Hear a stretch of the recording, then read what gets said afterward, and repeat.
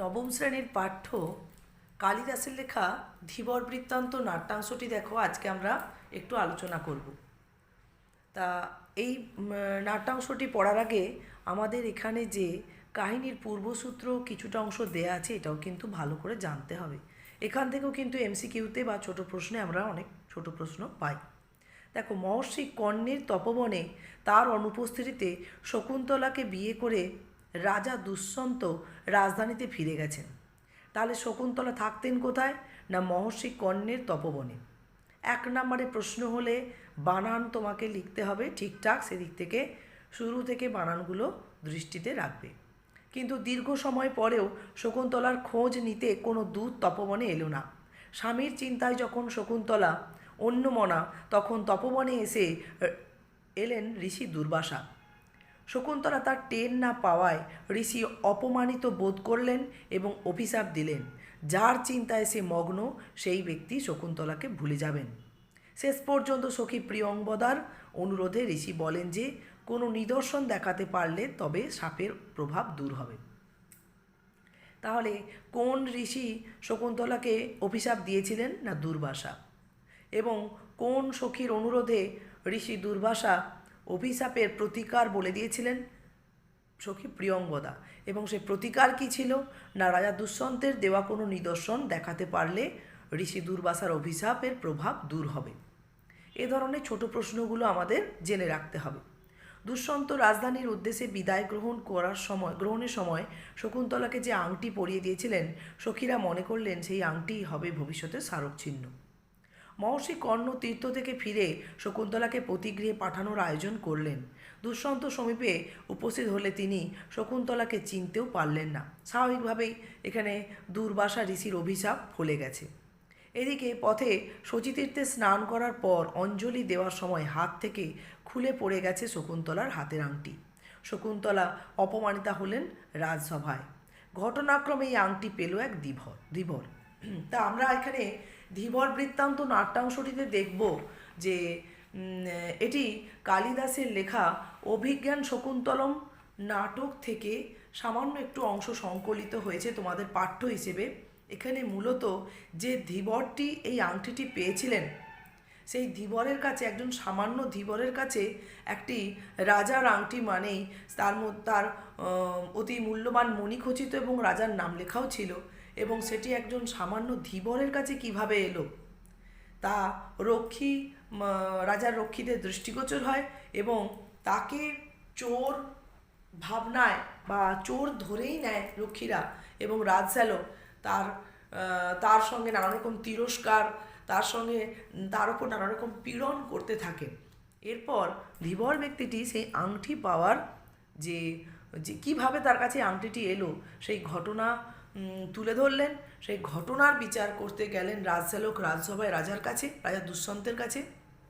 এবং রাজা দুষ্যন্তের কাছ থেকে রাজশ্যালক অবগত হলেন যে ধীবর ব্যক্তিটি সবই সত্য বলছেন। যেহেতু সেই আংটিটি রাজা দুষ্যন্তের সেই আংটিটি দুর্বাসা মুনির অভিশাপ মতো নিদর্শন হিসেবে কাজ করেছে এবং সেই আংটিটি দেখার পরে রাজা দুষ্যন্ত শকুন্তলার স্মৃতি ফিরে পেয়েছেন। তাই আংটিটির বিষয়ে এতক্ষণ ধীবর এই নাট্যাংশে যা বলে গেছেন, এখানে যা উল্লেখ করা হয়েছে টেক্সটের মধ্যে, তা সত্য প্রমাণিত হওয়ায় এবং রাজা দুষ্যন্ত যেহেতু একটি বড় অপরাধ থেকে রেহাই পেলেন, তাই তাকে পুরস্কৃত করলেন এবং কাহিনীর এইটুকুনি অংশ এখানে বর্ণিত হয়েছে। তা সেই ভিত্তিতে কিন্তু এখানে নাম দেওয়া হয়েছে শুধুমাত্র ধীবর বৃত্তান্ত। এখানে ধীবরের বৃত্তান্তই মূলত ফুটে উঠেছে। তার মধ্যে আমরা কাহিনীর মধ্যে দেখব দুই রক্ষী ধীবরকে চোর ধরে নিয়েই তার সঙ্গে সেইভাবে আচরণ করে গেছে, তাকে সেইভাবে তিরস্কার করে গেছে, তাকে সেইভাবে পীড়ন করে গেছে। এমনকি রাজশ্যালক যখন ধীবরের কথার সত্যতা বিচার করবার জন্য সভায় গেছেন, রাজসভায়, তখন দুই রক্ষী মিলে তাকে শুলে চড়ানো হবে বা তাকে যেভাবেই হোক শাস্তি প্রদান করা হোক, তার পূর্বে তার গলায় যে মালা পরানো হবে সেটা গাঁথার জন্য তারা অস্থির হয়ে উঠেছে। যে কোনোভাবেই হোক তাকে চোর ধরেই নিয়েছেন দুজন রক্ষী। তা যাই হোক, শেষে দেখা গেল যে রাজশ্যালকের সঙ্গে এই ধীবর ব্যক্তিটির বেশ বন্ধুত্বপূর্ণ একটা সম্পর্ক স্থাপিত হলো, যেহেতু ধীবর ব্যক্তিটির কথাটার সত্যতা প্রমাণিত হয়েছিল। তা আমরা কাহিনী সূত্রটাও জানলাম। এবারে চলো টেক্সটটা আমরা একটু পড়তে শুরু করি। তা এই অংশটার নাম দেওয়া হয়েছে ধীবর বৃত্তান্ত। তা পুরো কাহিনীটাই আলোচনা করলাম। তা সেখানে কিন্তু পুরো অংশটাই ধীবর কেন্দ্রিক। দেখো টেক্সটটা দেখো। তারপর নগর রক্ষায় নিযুক্ত রাজচালক এবং পিছনে হাত বাঁধা অবস্থায় এক পুরুষকে সঙ্গে নিয়ে দুই রক্ষীর প্রবেশ। দুই রক্ষী মিলে বলছেন, তাড়না করে বলছেন যে, ওরে বেটা চোর, বল মণিখচিত রাজার নাম খোদাই করা রাজার আংটি তুই কোথায় পেলি? পুরুষ অর্থাৎ সেই ধীবর ব্যক্তিটি উত্তর দিচ্ছেন, ভয় পাওয়ার অভিনয় করে, আপনারা শান্ত হন। মানে আসলে সে ভয় পাচ্ছে, ভয় পেয়েই কথাটা বলছে। আমি এরকম কাজ অর্থাৎ চুরি করিনি। প্রথম রক্ষী এবারে বলছেন যে, তবে কি তোকে সদ্ব্রাহ্মণ বিবেচনা করে রাজা এটা দান করেছেন? যেহেতু রাজার নাম খোদাই করা মণিখচিত একটি আংটি সামান্য জেলের কাছে পাওয়া গিয়েছিল, তাই কিভাবে তার কাছে সেই আংটিটি পৌঁছতে পারে তার কারণ অনুসন্ধান কোনোভাবে দুই রক্ষী করে উঠতে পারছেন না, যে কারণে তাকে অনর্গল একে একে দোষারোপ করে যাচ্ছেন। পুরুষ আবার বলছেন, আপনারা অনুগ্রহ করে শুনুন। তাহলে দেখো, আমি তোমাদের প্রথম প্রশ্ন দিয়েছি আজকে এই টেক্সটটার ওপর থেকে, এই লাইনটা ধরেই দেওয়া হয়েছে, আপনারা অনুগ্রহ করে শুনুন। কে কাদের কেন বা কোন পরিস্থিতিতে কিছু শোনানোর জন্য অনুগ্রহ প্রার্থনা করেছেন? তাহলে কে বলতে এখানে ধীবর বৃত্তান্ত, কালিদাসের লেখা ধীবর বৃত্তান্ত নাট্যাংশটিতে উল্লিখিত পুরুষ ব্যক্তিটি অর্থাৎ ধীবর, যার কাছে রাজার নাম খোদাই করা মণিখচিত আংটিটি পাওয়া গেছিল, যাকে তিনি হচ্ছেন অনুগ্রহ প্রার্থনা করেছেন। এবার কাদের কাছে? না, এই ধীবর ব্যক্তিটিকে রাজার দুই রক্ষী ও রাজচালক চোর সন্দেহে আটক করেছিলেন বা ধরে নিয়ে এসেছিলেন, তাদের উদ্দেশ্য করেই এ কথা বা তাদের কাছেই অনুগ্রহ প্রার্থনা করেছেন। এবার কেন বা কোন পরিস্থিতিতে? যেহেতু তারা বিশেষত দুজন রক্ষী কাহিনীর শুরু থেকেই দেখা যাচ্ছে যে তাকে তাড়না করেছেন, তাকে চোর ধরেই নিয়েছেন এবং কি করে তার কাছে সেই অতি মূল্যবান একটি রাজার আংটি পৌঁছতে পারে সেই বিষয়ে কোনো ভাবনা না ভাবতে পেরে প্রথম রক্ষী তাকে তিরস্কার করে চলেছেন। তখনই কিন্তু ধীবর ব্যক্তিটি তার নিজে যে চোর নয়, নিজের সেই সত্যতার পরিচয় দেওয়ার জন্যই উদ্গ্রীব হয়ে ওঠেন এবং তাদের কাছে অনুগ্রহ প্রার্থনা করেন কি করে তিনি আংটিটি পেয়েছেন তা জানানোর জন্য।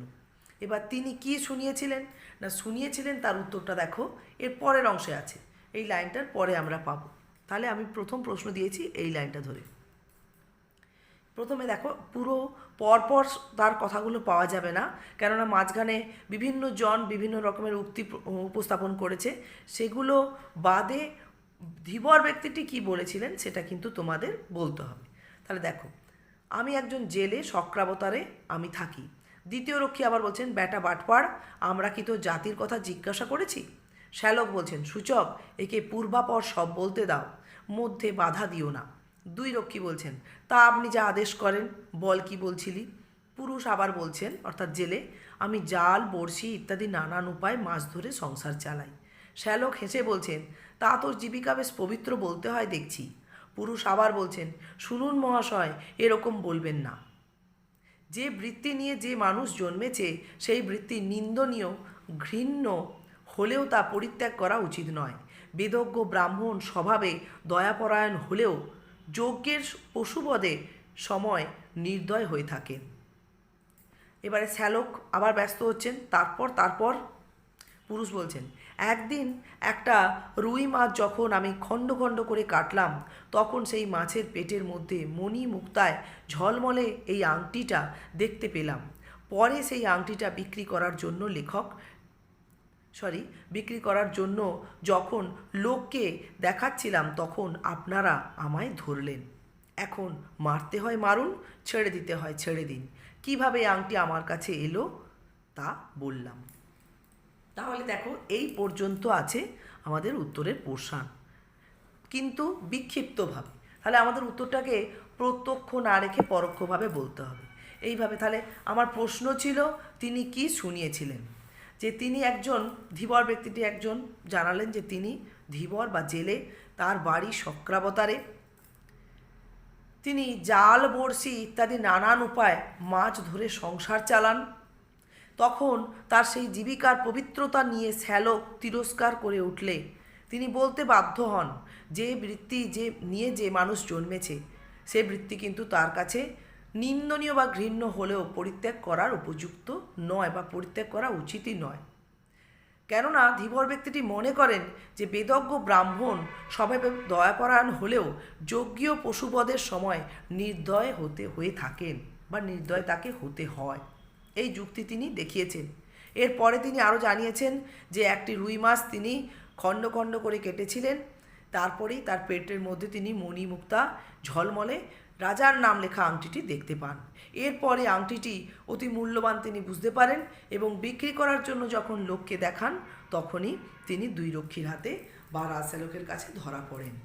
এভাবেই তিনি আংটিটি পেয়েছিলেন এবং তিনি যে চুরি করেননি কোনোভাবে রাজার আংটিটি বা কিভাবে তার কাছে এই আংটিটি এলো সে বিষয়ে তিনি দুই রক্ষী এবং রাজশ্যালককে অবগত করিয়েছিলেন। তাহলে বোঝা গেল যে তিনি কি শুনিয়েছিলেন। এই প্রশ্নের উত্তর দেখো, এইখানে এই প্রশ্নটার এই লাস্ট প্রশ্নটা 5 নাম্বার দিয়েছি, কেননা অনেকগুলো পার্ট রয়েছে এখানে। প্রথম অংশটা ছোট, শেষের অংশটাই মূলত বড়। দেখো এইখানে যে আর একটা প্রশ্ন দেওয়া হয়েছে যে 3 নম্বর প্রশ্নটা, সুতরাং রাজবাড়িতেই যাই, কে কোন উদ্দেশ্যে রাজবাড়িতে গিয়েছিলেন। তা এখানে কে পরিষ্কার, এটা পরের অংশটায় রয়েছে। আচ্ছা একটু পড়িয়ে দিচ্ছি, দেখো তারপরে তোমাদের কাছে বলছি। তারপরে দেখো শ্যালক বলছেন, জানুক এর গা থেকে কাঁচা মাংসের গন্ধ আসছে, এ অবশ্যই গোসাপ খাওয়া জেলে হবে। তবে আংটি পাওয়ার ব্যাপারে যা বলল তা একবার অনুসন্ধান করে দেখতে হবে, সুতরাং রাজবাড়িতেই যাই। আজ আমি তোমাদেরকে এতটাই পড়াচ্ছি। তাহলে দেখো এখানে শ্যালক এই যে কাঁচা মাংসের গন্ধ আসছে, অর্থাৎ মানে ধীবর ব্যক্তিটিকে এখানে ঠিক ভরসা করতে পারছেন না রাজশ্যালক। তাকে গোসাপ খাওয়া জেলে, মানে যার মধ্যে যার খাওয়ারের মধ্যে রুচিবোধ নেই বা মানে তাকে এখানে ছোট করা হচ্ছে, রাজশ্যালক তাকে ছোট করছেন যে একটা এরকম ছোট মানুষ বা একটা এত নীচ মানুষ, একজন সামান্য জেলে, তার কথায় কোনোভাবে ভরসা করা চলে না। সেই প্রসঙ্গে এই মন্তব্যগুলো রাজশ্যালক উপস্থাপন করছে। তাছাড়া সে তো স্বভাবে যেহেতু মানে জেলেই ছিল, তার গা থেকে একটা তো এ ধরনের গন্ধ আসাটা স্বাভাবিক। তবে আংটি পাওয়ার ব্যাপারে যা বলেছে সেটা কিন্তু অনুসন্ধান করা উচিত বলে রাজশ্যালক মনে করেছেন। এটা রাজশ্যালকের বিচক্ষণতা, আর সেই কারণেই তিনি রাজবাড়িতে গেলেন। তাহলে দেখো এখানে প্রশ্ন দেওয়া হয়েছে, সুতরাং রাজবাড়িতেই যাই। তাহলে কে কোন উদ্দেশ্যে রাজবাড়িতে গিয়েছিলেন, 5 নাম্বার দেওয়া হয়েছে। তাহলে কের উত্তরে তো আমরা পরিষ্কার জানি যে কালিদাসের লেখা ধীবর বৃত্তান্ত নাট্যাংশটিতে রাজশ্যালক রাজবাড়ির উদ্দেশ্যে গিয়েছিলেন। তা এই কাহিনীর শুরুতেই আমরা দেখি, যেমন যে কথাটা এখানে আছে, কাহিনীর শুরুতেই আমরা দেখি যে রাজা দুষ্যন্তের 2 রক্ষী এবং রাজশ্যালক একজন পুরুষ ব্যক্তিকে বেঁধে বা হাত বাঁধা অবস্থায় নিয়ে প্রবেশ করেন। এই নাট্যাংশর যে অংশ আমরা এখানে শুরুতে পাই সেখানে, তা শুরু থেকেই দেখা যাচ্ছে যে দুই রক্ষী তাকে চোর বলে ধরেই নিয়েছেন, কেননা সেই ধীবর ব্যক্তিটির কাছ থেকে মণিখচিত রাজার নাম খোদাই করা একটি আংটি পাওয়া গিয়েছিল। এরপর অনুগ্রহ প্রার্থনা করে যখন ধীবর ব্যক্তিটি বলার সুযোগ পান যে কিভাবে তার কাছে আংটিটি এলো, সেখান থেকে আমরা জানতে পারি যে তিনি জেলে শক্রাবতারে থাকেন, জাল বড়শি ইত্যাদি নানান উপায়ে মাছ ধরে সংসার চালান এবং এই বৃত্তি নিয়ে বা জীবিকা নিয়ে রাজশ্যালক উপহাস করলে তিনি বলতে বাধ্য হন বৃত্তি সম্পর্কিত নানান কথা। এবং একদিন একটি রুই মাছ যখন তিনি খণ্ড খণ্ড করে কেটেছিলেন, দেখো এখানে রয়েছে, একদিন একটি রুই মাছ যখন খণ্ড খণ্ড করে কেটেছিলেন তখন সেই মাছের পেটে তিনি মণিমুক্তা ঝলমলে এই রাজার নাম খোদাই করা আংটিটি পেয়েছিলেন। আর সেই আংটিটি মূল্যবান বুঝতে পেরে তিনি বিক্রি করার জন্য লোককে দেখাচ্ছিলেন, আর তখন তিনি দুই রক্ষীর হাতে বা রাজশ্যালকের কাছে ধরা পড়েন। তা আংটিটি ধীবর ব্যক্তিটির কাছে কিভাবে এলো, এই তথ্য জেলের কাছ থেকে বা ধীবরের কাছ থেকে জানার পর তার সত্যতা যাচাই করার উদ্দেশ্যেই কিন্তু রাজশ্যালক রাজবাড়ির উদ্দেশ্যে রওনা হয়েছিলেন। তাহলে বোঝা গেল এই প্রশ্নটার উত্তর। এই 5 নম্বরের প্রশ্নের উত্তর আর এখানের এই লাস্ট প্রশ্নের উত্তর কিন্তু দুটো প্রায় একই, শুধু প্রশ্ন অনুযায়ী উত্তরের উপস্থাপনা তোমাদের করতে হবে। মাঝখানে প্রশ্নটা দেখো যে শুনুন মহাশয় এরকম বলবেন না, এটা ওই বক্তা মহাশয়ের কোন কথা কোন যুক্তিতে আপত্তি প্রকাশ করেছেন।